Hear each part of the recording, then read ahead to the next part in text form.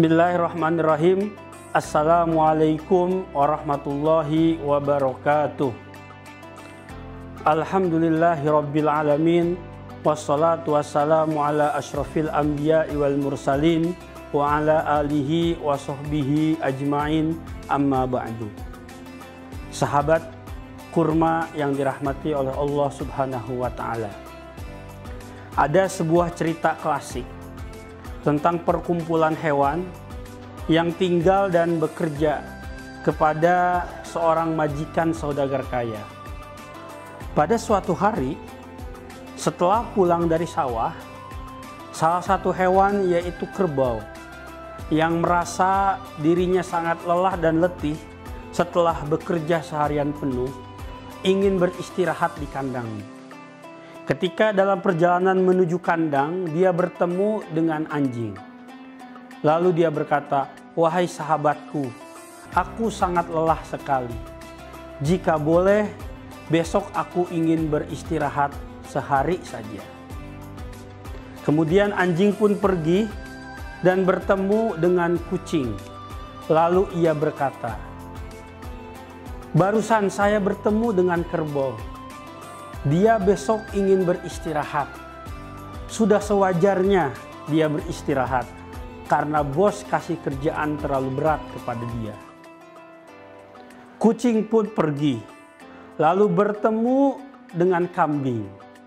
Lalu ia berkata, "Kerbau komplain, kerbau mengeluh. Dia besok tidak mau kerja lagi karena bos kasih kerjaan terlalu berat." Kambing pun pergi, bertemu dengan kucing, dan dia berkata,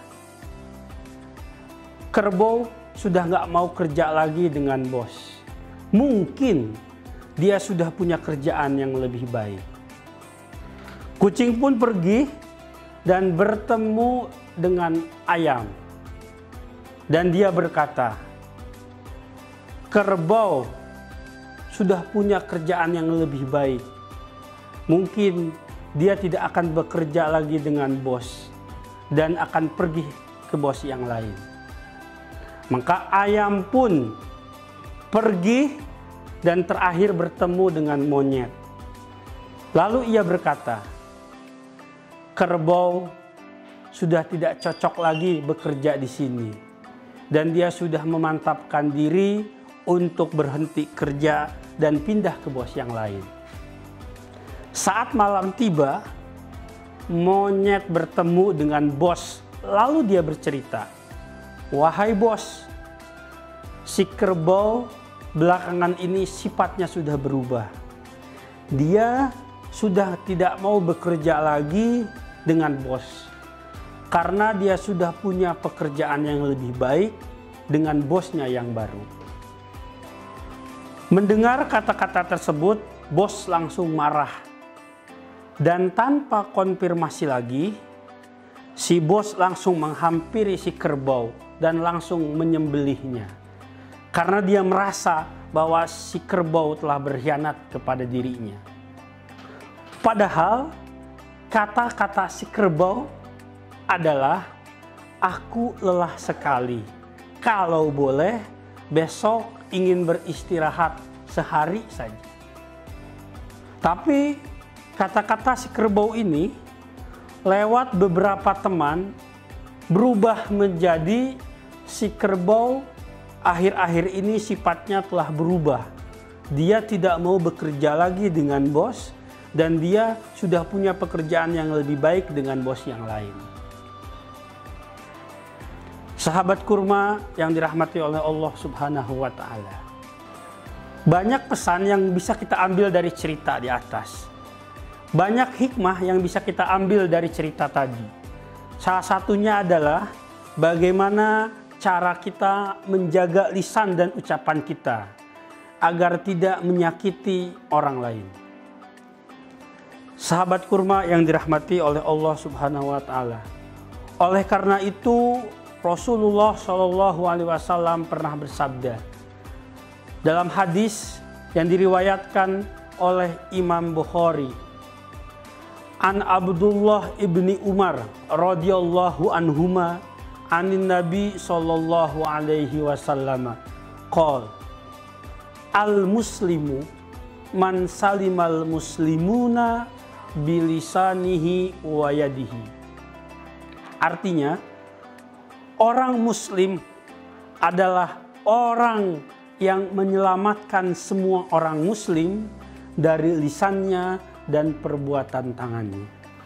Berbicara tentang menjaga lisan dan kaitannya dengan puasa, rasa-rasanya kita perlu membaca kembali pendapat Hujjatul Islam Abu Hamid Muhammad bin Muhammad Al-Ghazali At-Tusi, atau yang kita kenal dengan Imam Ghazali, dalam kitabnya Ihya Ulumuddin.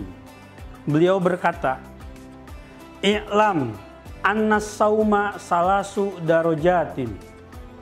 Ketahuilah bahwa puasa itu memiliki 3 tingkatan. Saumul umumi wa saumul khususi wa saumul khususil khususi. Tingkatan yang pertama puasa umum. Tingkatan yang kedua puasa khusus. Tingkatan yang ketiga puasa yang paling khusus. Kata Imam Ghazali, amma saumul umumi fahuwa kaful batni wal farji an qada'is syahwat. Puasa umum adalah puasa di mana seorang menahan perut dan kemaluannya dari hawa nafsunya. Wa amma saumul khususi fahuwa kafus sam'i wal basar wal lisan wal yadi wal rijli wasairil jawarihi anil atham. Yang kedua, puasa khusus adalah puasa menahan pendengaran kita, menahan penglihatan kita, menahan lisan kita, tangan, kaki, dan seluruh anggota badan kita dari berbuat dosa. Wa amma saumu khususil khusus fahuwa saumul qalbi anil himamid daniyati wal afkarid dunyawiyati wa kafihi amma siwallahi azza wajalla.